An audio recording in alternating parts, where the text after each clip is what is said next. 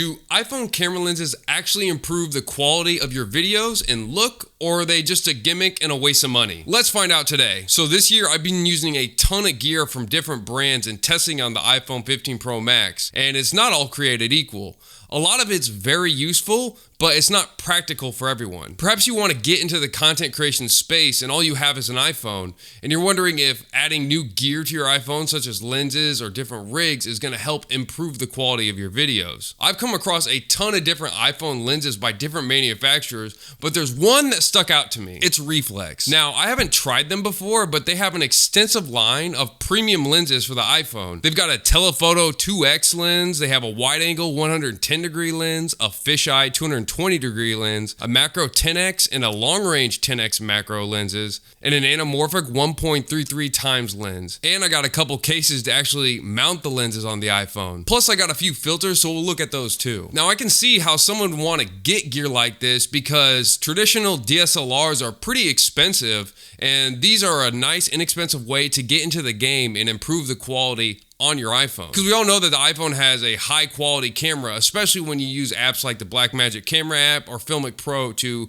really unlock the iPhone. Now I'm gonna give you a breakdown of each of these 6 lenses and give you my take based on my experience, and then at the end of the video I'll give you a breakdown and my final thoughts on whether or not I think that they're for you or not. And I just want to mention that I'm using the iPhone 15 Pro Max case, but they do make these cases for anything from the iPhone 11 all the way up to the iPhone 15 Pro Max.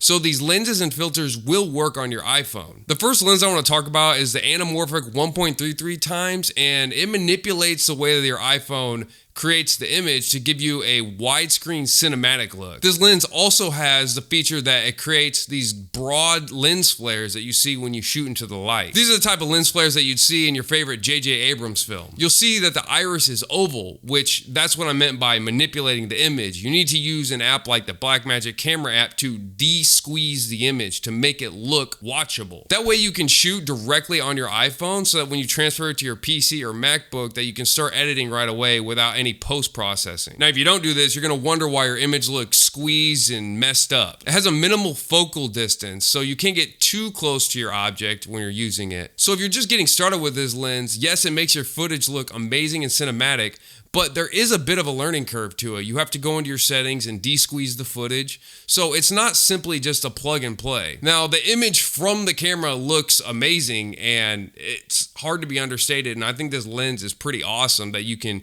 slap it on your iPhone and get such a beautiful image out of it. The second lens that we're going to discuss is a telephoto 2X lens. This is the same look that you'd get if you opened up the basic camera app and hit the 2X on the main camera. Now, this lens basically gives you that 2X effect on the main 24mm camera of the iPhone. This essentially creates a bigger bokeh in the background of your image, so that just means that the scene behind your image is just more blurry. You may be unaware of this, but a bokeh is what makes movies and films look more cinematic. They draw the eye to the subject in focus. The effect of this lens is quite drastic because it gives a cleaner image on the 24mm camera without having to digitally zoom in on the sensor. To me, ultimately, this is a much sharper image. And that's the main benefit of using this lens in my opinion. And it's plug and play for sure. The next group of lenses is the wide-angle 110-degree lens and the wide-angle 220-degree lens. And they're similar because they're both wide perspective lenses. However, they're drastically different in the way they create an image. The wide-angle lens built into the iPhone is only 13 millimeters, 120 degrees,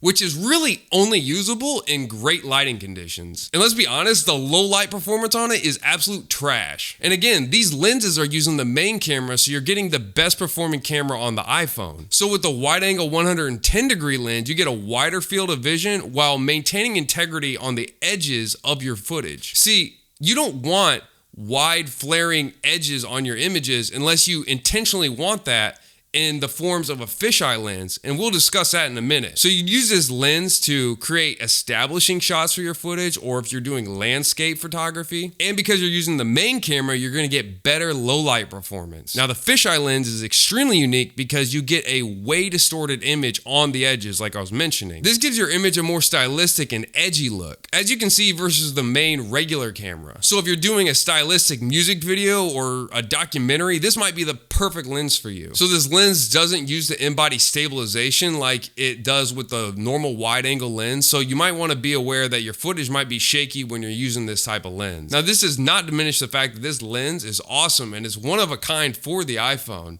You just might need to throw the iPhone on sticks to get a steady image. The last group of lenses is the macro 10x lens and the long-range macro 10x lens, which gets you in a whole nother world of photography and videography. However, you can still use these lenses for videography, but you either need to put the iPhone on some sticks, or you're gonna have to do some quick edits or some kind of stabilization to deal with the shakiness from the footage. Because think about it, we're dealing with macro photography and videography. And the main difference between these two lenses is that one, you need to be really close to your subject, and the other one, you can be away about 2 to 3 inches. With the macro 10x lens, you literally need to be up on the subject. That's not necessarily my speed, but it might be the right thing for you. That's why I prefer the long range macro. Now, I didn't realize the crazy detail that these lenses bring out, and they're only $129. So if you want to get into macro photography and videography, this is a great price point to get started. And I'm seeing detail that I can't even see with my naked eye. And you may wonder, why do I need these macro lenses when the iPhone already has a macro lens? Well, it comes down to image quality and resolution. On the iPhone, you use the wide angle lens to capture macro photography. However, with these lenses, you use the main camera, so you still have the functionality for the 2x zoom, so you can even get more detailed shots. I think these lenses are awesome if you want to get into the macro world at an extremely affordable price point. Now, to add filters to any of these lenses I just showed you, or the main camera on the iPhone, you need to use these step-up rings. Reflex sends a kit that has 3 step-up rings, one for the telephoto and wide-angle lenses,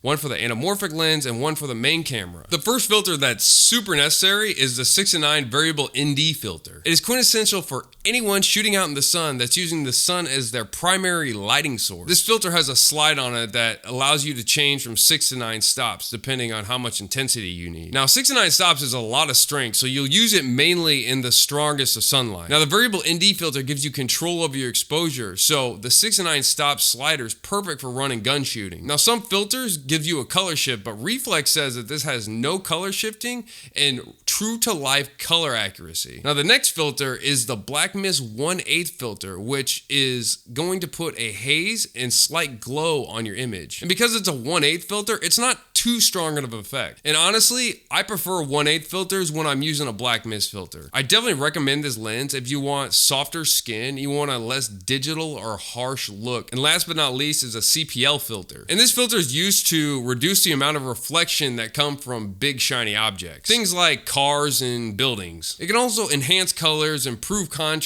and reduce glare on objects. I also want to mention that they have a carrying case where you can store all 6 of your lenses. And this comes in handy because if you're out and about and you want to shoot something off the cuff, you have all your lenses right there. And it's always nice to have a nice way of storing your lenses. Because I've noticed when I've picked up iPhone gear and lots of gear, if you don't have a dedicated place to put your lenses, it starts to clutter up your room and your office. I also got a collapsible tripod with them, which is actually pretty light and very handy. Now, it's not super heavy duty, so it's not a burden to carry when you are traveling or you got it on hand, but it's also not cheap and flimsy like some of these cheap ones you'd get on Amazon and things like that. Now, if you're a person that wants to get into shooting photography and videography on your iPhone, but you don't want to spend thousands of dollars to get started, this is for you. Between buying a camera, buying lenses, buying batteries, buying storage, buying backup storage, all this stuff adds up. There's also the technical side of shooting on a traditional camera that is very intimidating for people that want to get started. All these lenses, except for the anamorphic lens, are plug-and-play lenses. Just screw them on and start shooting using the basic camera app or any of Reflex's apps. If you just want to run and gun, point and shoot, slap a lens on there, slap a filter, and get stunning images,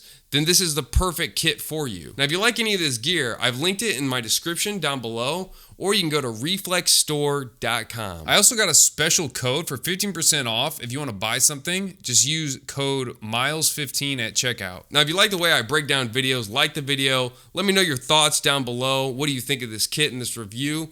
And most people are not subscribed to the channel because it's up to YouTube to recommend the content. So help me get into the algorithm, and I appreciate you guys, and I'll see you on the next one. Peace.